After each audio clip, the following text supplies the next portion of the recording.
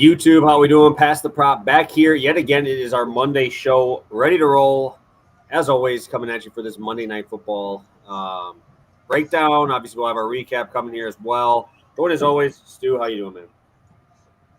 Can't complain. Doing pretty good. Obviously, got a pretty good game tonight. It's always good when you have a good primetime game to talk about.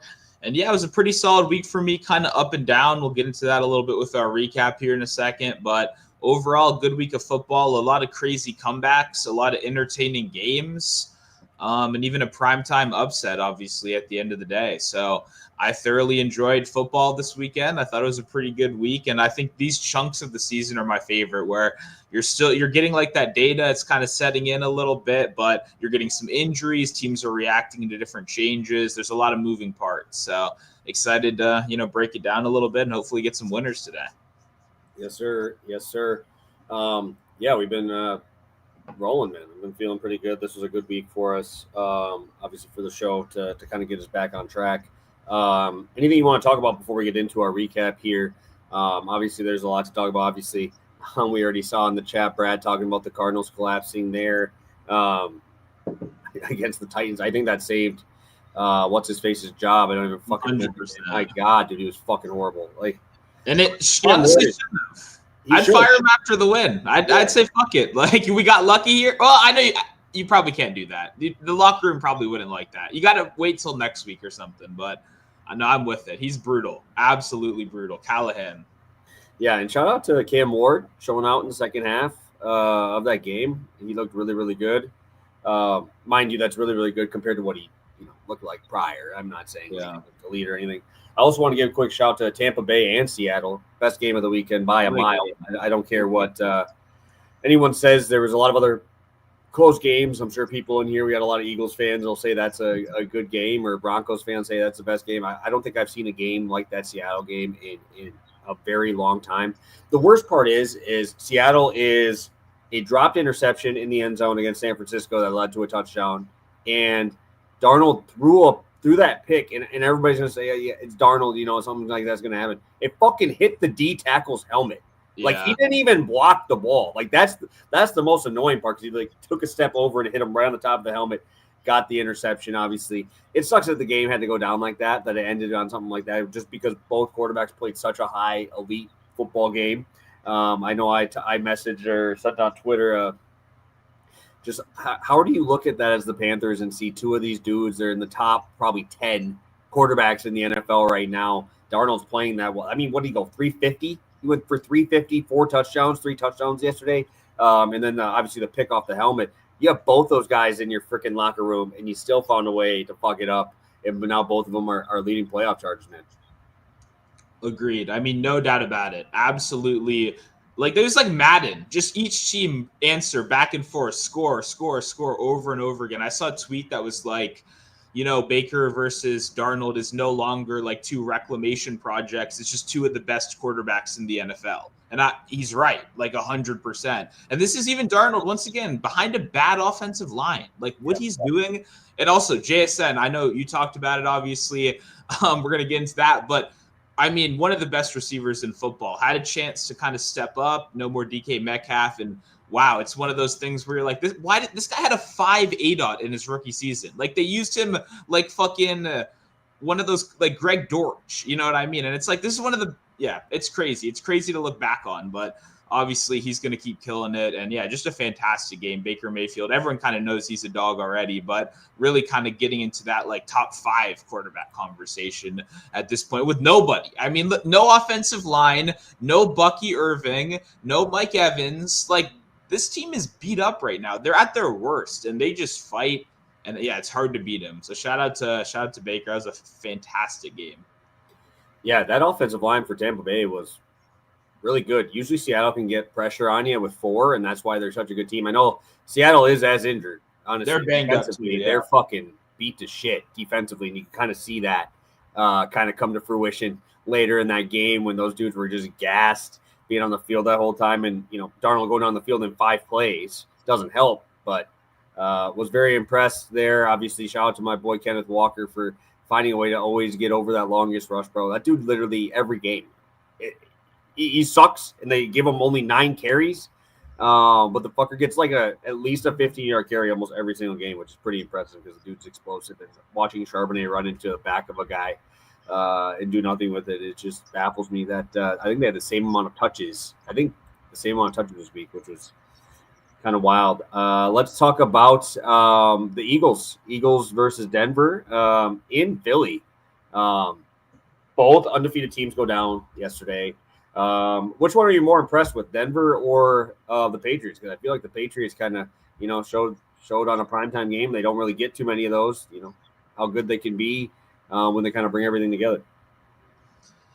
Yeah, that's a good question. I mean, I'll say the Patriots, I think definitely, because the Broncos, they do the same thing they always do where they kind of win like unimpressively. They show up at the right times. Their defense is fantastic as we all kind of expected. And yeah, I mean, Bo Nix just kind of needs to be a system quarterback. He needs to do the bare minimum. He needs to, throw where Sean Payton tells him to. And if he can do that at an okay enough level, this team should be able to win a lot of football games. And I mean, that rushing attack with Dobbins, who, by the way, looks the best he's ever looked coming off of serious injury. It's probably because they're behind a top 5 offensive line. Then you get a guy like Harvey, who's just like a lightning bolt. Explosive play waiting to happen. It's a good offense. So I don't really blame the Eagles for losing. They've looked offensively uninspired. We've all seen that all year long. It's not a secret. So I don't know if that needs to be some reevaluation with playing call or who's calling plays. Maybe pull a tight ends and go to your quarterback coach. I don't know who's in that position over there, but something needs to change. The offense is stagnant, and it feels like everyone in the world is focused on the wrong things. Honestly, I don't care how many catches A.J. Brown or Devonta Smith has. This team needs to run the fucking ball. That's what they do best, and that's why they're struggling right now. I could care less about the wide receiver drama that everyone is so focused on. The targets will come. Hurts can be an efficient downfield guy, but he can't be a high-volume guy. He shouldn't be dropping back 40 times a game. They need to get the run game going, even in negative game scripts. We saw teams like the Browns do that kind of well, where it's like you can kind of fight back with the running game if needed. Same with the Panthers. They won by running 200 yards despite being down 14 points. You don't have to give up on it if that's the identity of your team. And don't let the media, force you into throwing the ball. That's my take on the Eagles right now. I don't know if all the Eagles fans will agree or disagree, but I think that's pretty fair. No, for sure. For sure. I was obviously very happy with the Broncos. I had +3.5 as our dog of the week. And hitting dogs at 70% is pretty fucking nuts, dude. That's pretty wild. We'll talk about it here in a sec, but let's get a quick recap. I'll just kind of talk JSN because we just did a little bit. JSN was a fucking monster, man. Played him in all my DFS lineups. 100% owned in my 3 DFS. I played him in every single one. My best lineup was Darnold him as my stack, dude. That was so low. 1% owned Darnold this past week. Shout out to them, man. They looked awesome. Obviously, him and Ibuka, Ohio State going at each other a little bit. Of course, I don't have JSN in fantasy, and I played Ibuka, so now I'm kind of fucked. But I'm up 24, facing Xavier Worthy tonight. Have to give my quick shout. I know I didn't have him on the show here, but me and Stu talked about him a little bit on the phone. Is there a better quarterback right now than Dak, bro? This dude is putting up fucking numbers, bro.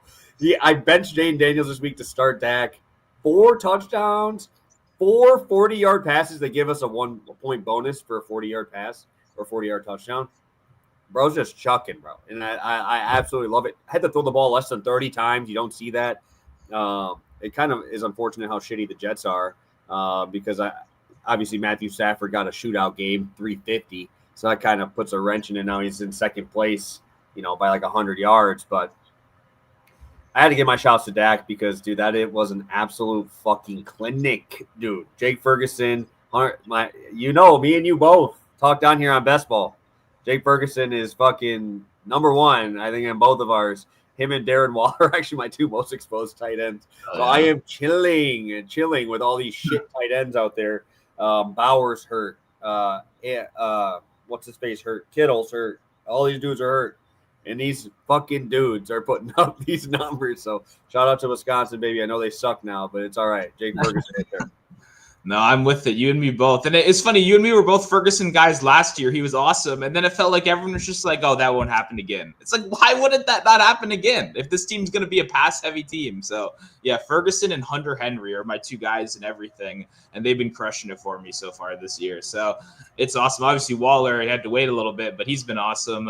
I had to drop Waller this week, unfortunately, because I had him picked up. But I made a trade where I got two guys and I traded one guy away. So I had to leave one guy hostage. But I stream defenses every week, so I just cut my defense. And I was trying to make a trade so I could keep Waller, but I just had to cut him Sunday morning. I kept it till Sunday morning so no one could sign him, obviously, and I didn't want him to get out there. Yeah, you got to get that. You got to play I'm that trying to get waiver him back again week 2. I already got him last week. We'll see, but yeah, Waller's must add from now on. By the way, just in betting too, the guy was barely playing week 1 or in his debut, and then just came out immediately. Was just as involved. They looked for him in the red zone every single time. Yeah, he just dominated. As someone that bet Malik Washington, I was very sad watching Waller just crush all of that usage. But no, yeah, a lot of interesting games this week. And yeah, back to JSN, he crushed it. Obviously, tailed this, had his yards a little bit as well. And yeah, he was just awesome. Just it's great to watch him play right now. He's doing literally everything well. So yeah, shout out to JSN, top 5. Beautiful. We'll talk about. We'll just get this one out of the way because obviously I remember I saw that he fumbled and I didn't get to watch the end of the game because why would I want to watch that game? It's fucking horrible football. But hey, shout out Saints defense. Have him in DFS this week at 2,200, bro. And they fucking put up like 18 on these boys because Jackson Dart fucking threw 3 picks? Yeah, very annoying. I Dart pick last week and he didn't do it against the fucking Chargers, and now the shitty ass Saints. Now you want to throw some picks, but yeah, this is kind of brutal. I mean, I felt like this is a good call. I would have taken it 10 out of 10 times. Obviously, had a good game script for most of the game. And then the Giants, like you said, just absolutely fumbled it away. Then Scatterbo coming in with 14, 15 carries with the whole fourth quarter left. Obviously, fumbles the ball on a drive he would have cashed this prop over on. And yeah, ended the game from there. They barely got the ball back, threw some picks. Just an unfortunate loss, but, I still feel like it was a good call, so we'll see. We'll maybe go back to it next week. I don't know. Unless Tracy's back, obviously. Yeah, I know. That's a weird one, right? It's just a weird one with Tracy, and you don't know what's really going to happen there, right? It's just kind of a weird spot because Scatterbo is just, played very limited until that. So now you've seen him kind of be a bell cow, which is kind of weird, right? You kind of see him as a bell cow back. Right from the jump with the injury right away. So now I guess we'll see what they do. Let's get to my last one here. Cowboys game. Breece Hall, what a fucking tank, dude. I guess my biggest thing for this is always funny because there was one drive after he fumbled. Obviously, he fumbled on a drive that he pretty much did the whole thing. It's not like he didn't do most of it. Chunk play after chunk play. He even was on the way to a chunk play down to the 10. He fumbled. I'm like, really? Are we going to do this? Because he was at 94 at that point. And I'm like, are we really going to do this shit? And they didn't play him in the next drive. And I'm like, you can't be this dumb, right? Aaron Glenn, you're already on the fucking hot seat. You fucking blow. Figure something out, dude. And he put him back in, 12-yard, 20-yard, 4 catches. Dude was a tank. 155 total yards.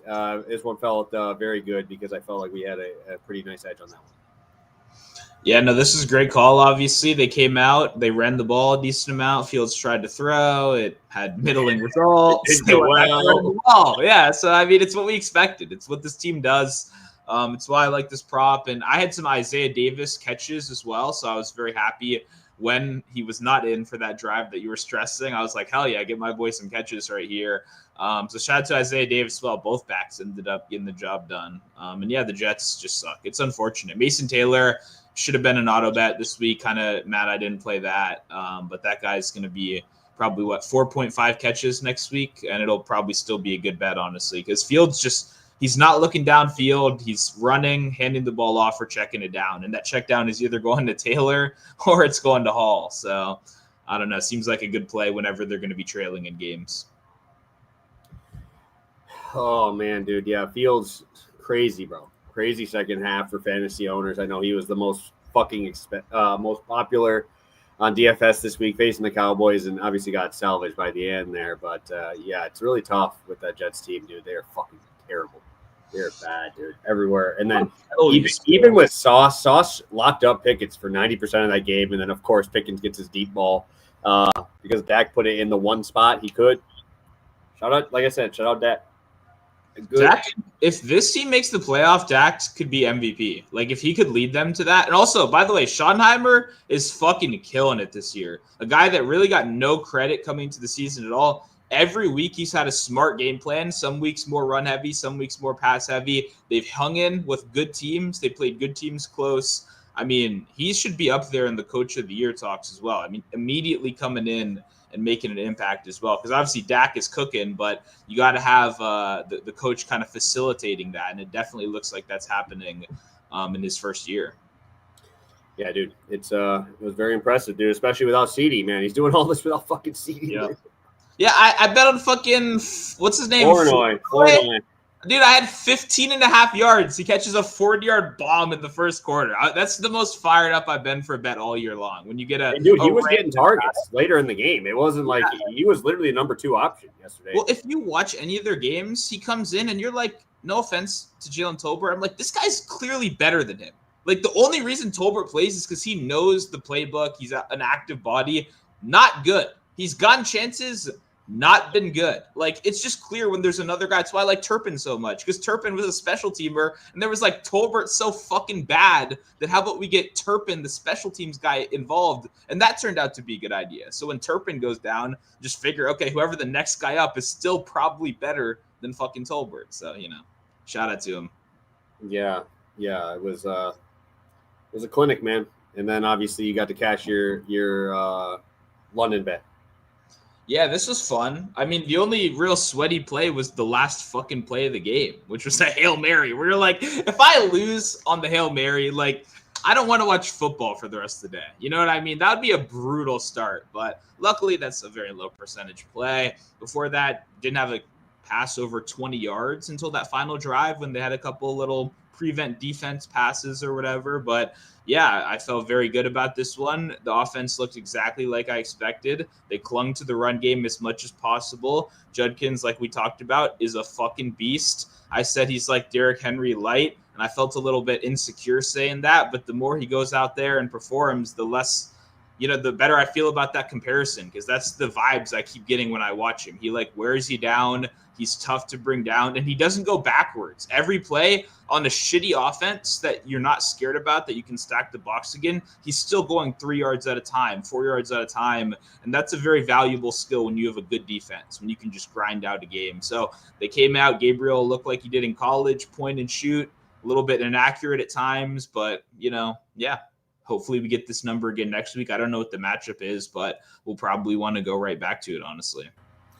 Yeah, I saw some people on completions, which obviously, I think it hit by 1. I think the last play of the game when he had that when the Hail Mary got called back, obviously, or whatever the penalty was, and then they ran instead just a random 25-yard pass over the middle, and that ended up cashing it.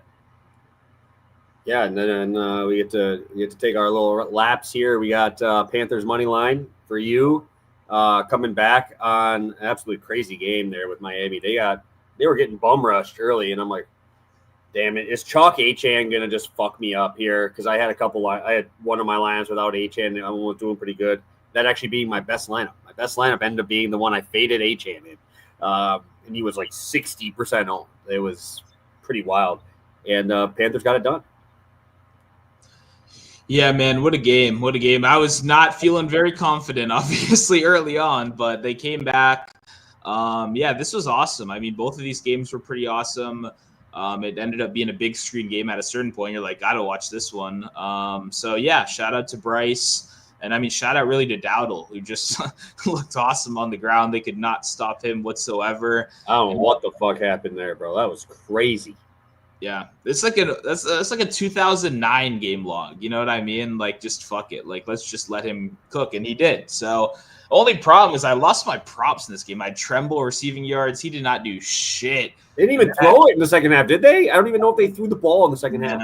Except that final little drive. I don't really think so at all. So Because I don't know. I mean, it got the job done. They got the win, obviously, but the only bummer was the props. But yeah, great spread week for me. Panthers. I had the Texans in the early slate. That was like the least sweaty game ever, yeah. So it felt great. And yeah, obviously told your Broncos, because at first I wasn't really on board, but as we talked about on the show, I was kind of you talked me into it. Once you're kind of like, yeah, they're kind of just like the same team.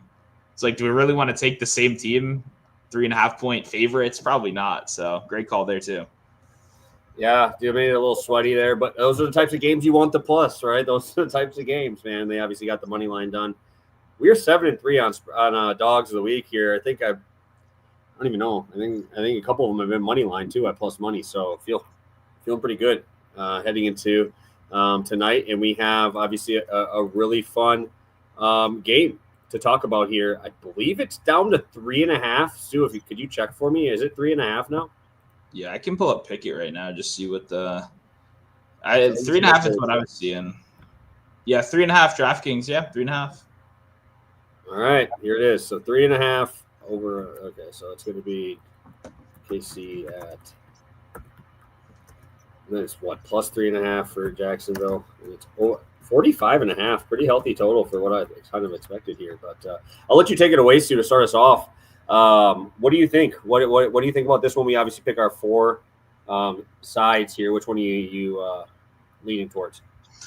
Yeah, I mean, if you watch from the beginning, obviously, if you watch our future show, I have Jacksonville to win the division. And you'd think I'd be coming in feeling a little bit better at 3-1, but I don't know. Like they look fishy when they win games. It's a little bit scary. And I'm kind of worried that like a step up in competition here against the Chiefs could be maybe a little bit uglier than people expected. I like the coaching. Obviously, I think Cohen is a very sharp guy. I think he's going to come in with a good offensive game plan.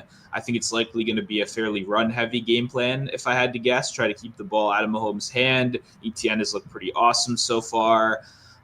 So I still kind of lean with the dog, but for me, it's going to be the under. I think you kind of nailed it when you said I would have probably be at like 42.5, honestly, 43 right now. And even the market's trending down. 44.5 is on like Hard Rock and some other books, but 45.5 DraftKings is still there, obviously. So I like it. I think the market will probably continue to trend down. I see a lot of possibility for ugly games on both sides. You and me were talking before the show. I'm not really as high on Jacksonville's defense as maybe the metrics might say, but they've been playing really good football so far. You can't really deny that. In Kansas City, to me, so much of their offense really kind of depends on how healthy Worthy is right now.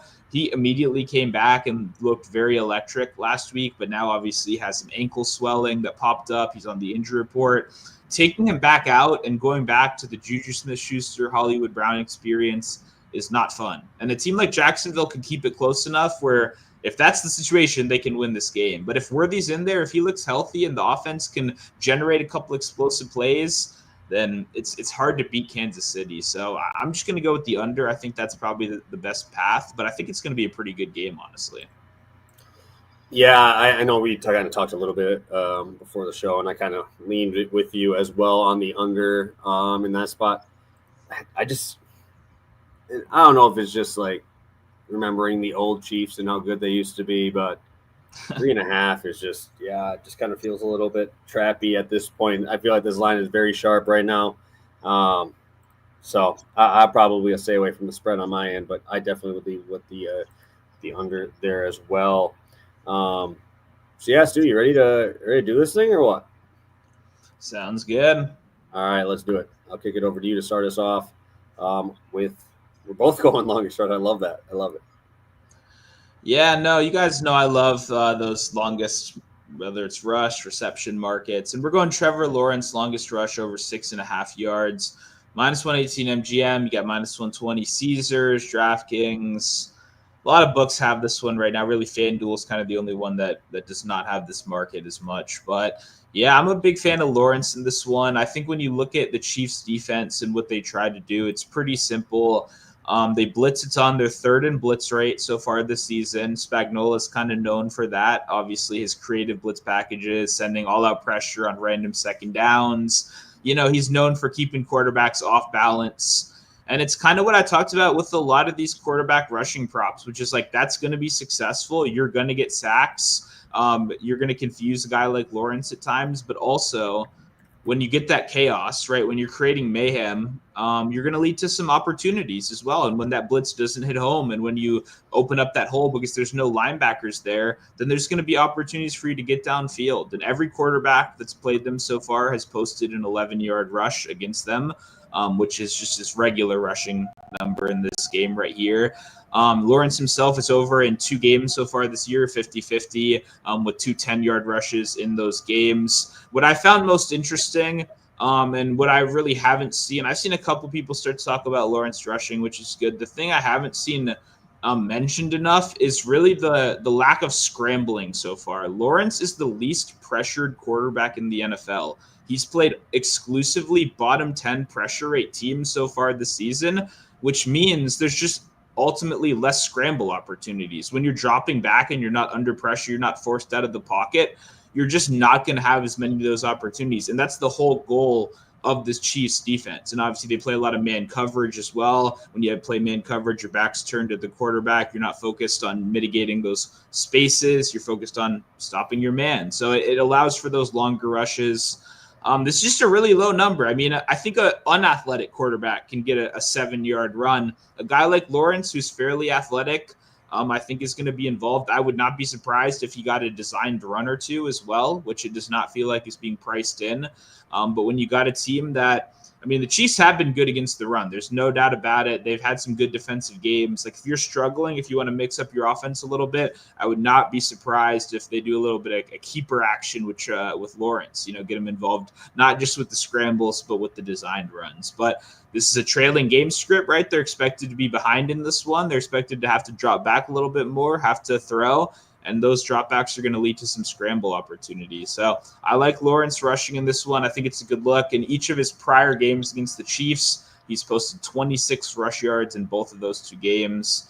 And I would not be surprised if like a ladder would be in play right here around the 25-yard mark. I mean, hey, Russell Wilson was running for 48 yards on these guys. I think Lawrence can keep up with that. Yeah, dude, 6.5 does seem kind of weird. It does seem kind of low in a game here where, you're hoping to get some pressure on him. That's pretty much what Spags is known for, right? Is just sending the fucking house. And hopefully Trevor can get out of it and make something happen there. I definitely would take this over his like actual rushing yard line just because, it's a lot of slides and stuff like that. But, getting that first down on a 3rd and 7, I could definitely see something like that for a guy like Trevor Lawrence here. So I like it. It's weird because I never really play longest rush, and I'm going to be playing actually an under. I'm going to be playing Isaiah Pacheco under 9.5 longest rush. And yeah, dude, I know we kind of talked on the phone a little bit, just kind of about like the Jacksonville defense and talked about stuff like that, and how maybe it might be a little overrated right now. I definitely could see that, seeing the teams that they have faced. Right, I mean, you got the Bengals. You got the Bengals, Panthers, Texans, right? And I mean, those guys are kind of on the edge, of like offenses. We kind of talk about how bad those offensive lines are and stuff like that. But my thing is, I've looked at, the teams that have hit this number against them, right? And one of them being Chase Brown. And I believe that is it. I believe and CMC, he had an 11-yard carry. CMC had an 11-yard carry. Chase Brown had an 11-yard carry. Every other guy missed, right? Woody Marks, Nick Chubb, Chubba Hubbard only had a 9-yarder. And my thing is Chase Brown's is a little different to me right now just because he got it on the second drive and Joe Burrow was still playing. Like Joe Burrow was in the game, right? So you can look at it and be like, oh, he hasn't done shit when Browning's been in there. Well, no crap. Like, it's a big difference when you got Joe Burrow back there versus Browning, especially with how many guys are going to load the box up with, right? So that one kind of, is a little bit up in the air for me just because you do have, top 3 quarterback back there versus a guy who has really struggled in his first couple starts here with Browning. But then going over on the other side here with Isaiah Pacheco, and he got a 10, 10, and 12, and he missed against the Eagles. Obviously, Eagles have a very good front 7. So it has gone over 3 of the 4 games. My issue is he got a lot more carries than I think he's going to get tonight, right? And that's what the books are kind of telling you as well.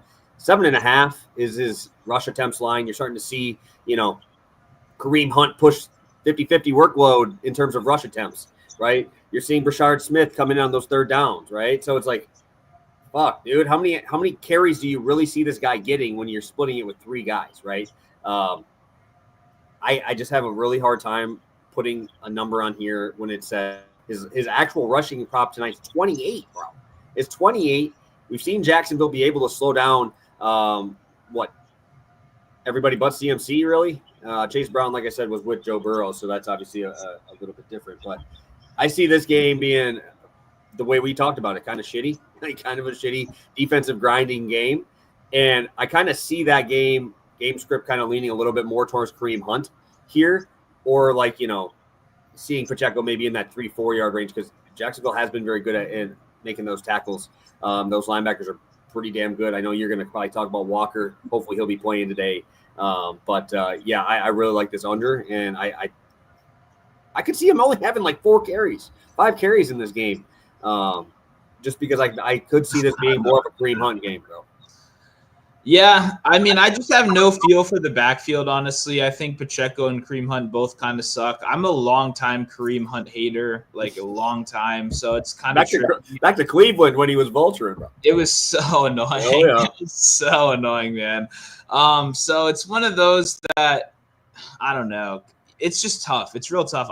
Jacksonville only allowing 11-yard rushes as their highest this year is really impressive. Like I didn't know it was that good when we were talking about it earlier. And obviously their linebackers remind me a lot of the Packers, your team as well, too. Very speedy linebackers that both are pretty high volume and both are kind of hard to take advantage of, which is going to be huge, just stopping the run game. It's just like, I've seen the Chiefs just run the ball for no reason so many times over these last couple of years. I don't know if they'll be in a comfortable enough spot to do that in this game. But that, I guess, would be my only worry, really. But, yeah, I mean, it's just ugly. Brashard Smith is the talk of the town. Every single guy in the world is posting the over 6.5 that's only on MGM and freaking Hard Rock right now, which is nice, I guess, if you want to bet on those 2 books that only take $5 at a time. But I don't know if he's going to be immediately involved. I think he takes passing down snaps. Personally, that seems to be his role. They've talked about easing him in slowly. I think a lot of people just hate the 2 starters so much that they want to kind of impose him into a huge role. But if they're leading and they're ahead and the 2 guys are kind of sucking, then that's when Smith could get in there a little bit more. But it's a shit show, and Worthy could get some carries if he's feeling healthy. If not, then that could be a little bit annoying there. But I kind of lean under on all the guys. It's hard for me to get a read on this offense right now, honestly. But what we do know is Jacksonville is pretty darn good at stopping explosive runs, and Pacheco has not looked explosive in like 2 years, so. Yeah, and Brashard Smith will be interesting because obviously I used to bet on him so much at SMU. The dude was a fucking beast, man. I really liked betting on him. So maybe that comes through again. Maybe you start to see him get a little bit more of those explosive plays, like a little bit more of those, those pitches, the ones that get to the outside that give you the opportunity to use speed. Because I'm going to go out on a limb here and say if I want a guy with breakaway speed, it ain't going to be Pacheco and Hunt. It's probably going to be him, right? So it's like get that guy in space. I think those will be more of the rushes that you expect to go for a little bit more, or that you want to have big plays with, and not those 3-4 yard carries up the middle, because I do really like the linebacking core for Jacksonville. 100% agree. We'll see. It'll be interesting. I feel like there's a lot of directions this game could go, but what's also good about this prop is there's a lot of ways it can still stay under. You know what I mean? Yes, sir. So that's kind of what we like to look for here. Yes, sir. Let's take a look at the chat here quick. I switched it to -112. Thank you guys. Hey, appreciate it, Coop. Hopefully they can continue to lock it in here. Quick here from our guy Coop, bringing this up. Is the Worthy late addition to injury report something to monitor, or do you think it's kind of like the NBA? He actually got a bump on his yards since this news came out. What is your thoughts on Worthy? Obviously, I know you're a big fan, but what are your thoughts on just for this week with all this stuff? Yeah, so going to the week, he's 100% was going to be a bet for me before this happened, easily, 100%. But The reports are that he had some swelling on his ankle. That's what caused him to go back on the injury report. He practiced all week, so that the ankle is really the only thing I'm worried about right now, because he was able to still get everything in, play last week, and look really good. But then, it's scary for a guy that needs to be dynamic, for a guy that needs to be fast and speedy out there, to have some, ankle swelling pop up last minute. It doesn't read to me like an NBA thing. It reads to me more like they're being cautious. I think they'll, let him go out there before the game, and I think he'll likely play maybe in a more reduced role. But I don't know. Maybe I could get to some alt overs at like 100+ yards, something like that, just assuming that he just does come out and look really good. You know what I mean? And just catches people by surprise. But yeah, I don't know. It's tricky with the injury stuff. It's very, very tricky to kind of nail that down, because obviously none of us are working with complete information. We're just trying to puzzle the pieces together. So I don't know. We'll see what happens. I generally lean over with Worthy. I think if he's healthy enough, he's going to be involved. Even a 50, 60, 70% Worthy is still better than any of their other receivers by a solid margin, honestly. So yeah, I'm a Worthy fan. I think he looked good last week, but we'll kind of have to see how he looks. Maybe it'll be more of a live bet. If he comes out on the first drive and gets an end around, you're like, oh, he's probably good. You're probably not running the fucking end around if if he's not able to cut, or, a little nursing an ankle injury. So maybe best to live bet, but we'll see what happens with the injury report as the day goes on. Awesome. We got Travis Hunter, Brown, and Parker Washington. Who has the best upside for a long short in yards? Shot. Okay, long shot. There we go. What do you think, Stu? This is tricky because Hunter and Parker Washington are just competing for the same exact role. So it's hard to talk about those guys when, like, if Hunter plays more on defense, Washington will just directly eat into that. And if Hunter plays more on offense, then Parker will sit on the bench more. Dyami Brown has a more solidified role as an outside wide receiver, so he would probably be my pick. Hunter had a really nice play last week, but the guy has like a 3 ADOT still. Everything is manufactured near the line of scrimmage.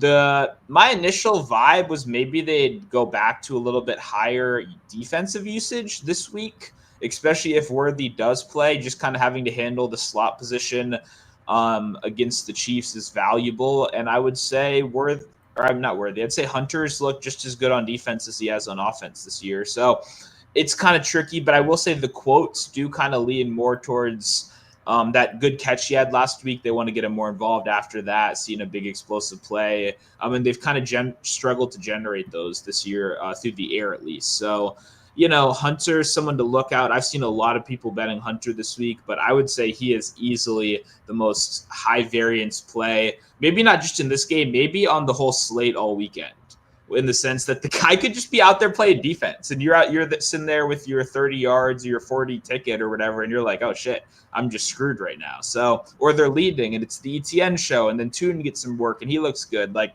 I don't know. I feel like there's a lot of ways Hunter could maybe get screwed. So I'll say Dyami Brown. We kind of know what he is, a little bit more solidified role. That could be my favorite of the three. But honestly, I don't know if I feel good about any of them. The Chiefs play a lot of cover too, and they do not like those down the field throws. So I probably would not be actively looking at these bets. If anything, just play the best player on the team, right? Thomas Jr. Hope he does something good. I'd be more likely to do that probably.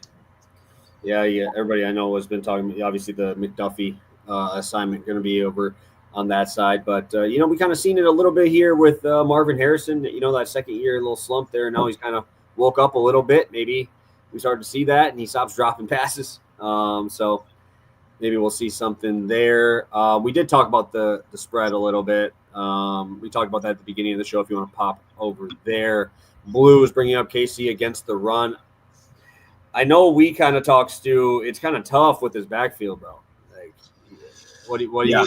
I mean, what do you want to even say to this? Because it's like, you never know, man. It could just switch at the flip of the hat, right? So just something like that can really switch everything around. So, any thoughts on what he's saying with over receiving? Maybe is that a spot that you might be looking at? Yeah, this is a great question, honestly. A really good question, because you're right, KC is good against the run, and I do think they're going to try to run the ball. But obviously, if they're not successful, then you're going to see the short passing game, the screen game be an extension of the rushing game. And that's what Cohen's known for, the screen game. He's very good in that department. The biggest problem here is you got a lot of competition because not only is ETN playing some passing downs, Tuden, who looks very explosive, is also playing some passing downs, but he's not just the end of the competition because while he does look explosive, he's not even playing the third down and the 2-minute drill stuff because Allen is. And Allen looks like a good pass blocker. So he's earning himself reps out there as well. So you got a three-headed monster. Additionally, when Travis Hunter does play, where is he getting these design looks? It's in the screen game. It's that same competition for backfield touches. They also do a lot of tight end screens. You see not just Strange, but the backup. I forget what his name is. The backup's getting like 3 catches a week as well over there. So yeah, it's one of those things where they do a lot of short passing, and ETN, his role isn't as high as you think it is. They split that cake a lot of different ways. And for me, I don't know if I can get there. I like the idea. I like the theory. He's the lead back. So I think he would probably get some of those early down passing opportunities. But yeah, overall, I just think there's a little bit too much competition for me to actually bet that. But I do like the logic there. I think there's going to be some opportunity. I don't want to compete in a 3-headed backfield. I played Tune 5.5 rec yards in a back-to-back week. It's only been on like MGM. Like it's one of those that never gets posted widely available.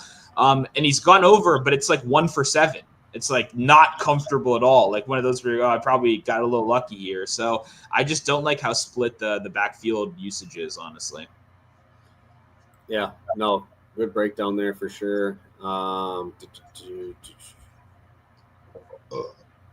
we're talking about.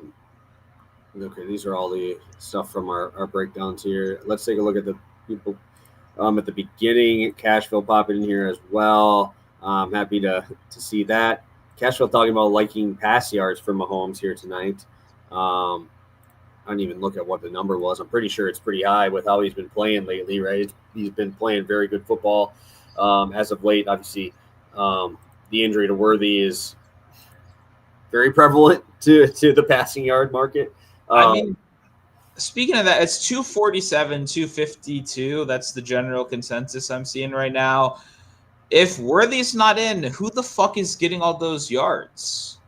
Like, legitimately, who's getting all those yards? I'm like one, huh? Down for me, someone. Like, I don't like the under would seem good to me if Worthy is not healthy or does not look good. But I don't know. Like, someone build 250 passing yards without fucking Worthy out there. Hollywood Brown, it took him 18 targets to get 100 yards. And then you got Travis Kelce, who is Zach Ertz at this point, or Jason Witten, if you want an older example. Not to hate on him too much. He can get his yards, but no yak. He's getting it. He's going down Tyler Lockett style at this point. Like, who's getting all these yards? Thornton is the deep threat then, but obviously Thornton doesn't play when Worthy plays. And if Worthy's more of a decoy, is Juju getting the deep threats? Because that doesn't make sense. Like, I don't know. I'm just curious. It seems like a little bit high to me. But if Worthy is healthy, that changes the whole equation. So it's hard for me to have a firm position until we kind of know some more information, you know? Yeah, I assume Worthy plays. Obviously, I think I saw that a couple places mentioning that. So I obviously see that happening. But yeah, let's get a quick recap soon. We'll get on our way here. Sounds good. Yeah, over in the rushing department, we got Trevor Lawrence, longest rush over 6.5, -118. I played it to 7.5, but so far everyone's at 6.5 right now. Yes, sir. Yes, sir. And I'll be on Pacheco under longest rush at 9.5, -112 on FanDuel. Okay, that was the line for Juju for sure. CD talking about T-Law passing yards. Are you looking at the under there? Is that where you would lean if you gun to your head had to pick one? Are you leaning in the under? I feel like there's not so many drops. It almost makes me hate that I would have to bet an under looking at those lines, because obviously you're going to be looking at game logs and looking at, oh, wow, he's really struggled. But I think they lead the league in pass drops, right? So, I mean, what would his numbers be, right? What would his numbers be? We don't know because all the receivers are dropping passes. Yeah, I mean, I guess if I had to pick one, I would probably pick the under, but I'm not going to bet it either way. I'd almost rather play longest completion under. They've really struggled with the downfield stuff, and the Chiefs play it more cover two than almost anyone else in the league. So they're just going to sit back and make you beat them underneath. And honestly, Hunter, Thomas, a little bit of Strange, some running game. Like, I think they might just be like the slower, move the ball more methodically style offense, which I think would be better for longest under completion. But yeah, it's a tricky one because, like you said, he's kind of been screwed a little bit by his wide receivers, and I don't know if they're going to come to play. Like, it's hard to tell how good Hunter actually is right now, with him kind of learning the offense and being used in a really weird way. And then obviously, I mean, something needs to get right with Brian Thomas Jr., who looked like amazing last year and has not had any of that same juju so far this year. So I don't know. It'll be interesting. I think that's why I'm kind of excited for this game. There's still a decent amount of kind of unknowns with both of these teams. Yeah, for sure. Last one here before we get out of here, Stu. Thoughts on Mahomes rushing? Also thought about a long shot for most rushing yards in the game. I mean, if you're going to take a quarterback to lead in rushing, I feel like this would be the game to do it when you got 9 running backs in this fucking game that could touch the field. 1,300 is a nice price, but it's not bad. Pretty much just him versus ETN, right? I mean, I don't really see any unless it's like Kareem Hunt 20 for 48, and that might lead the game.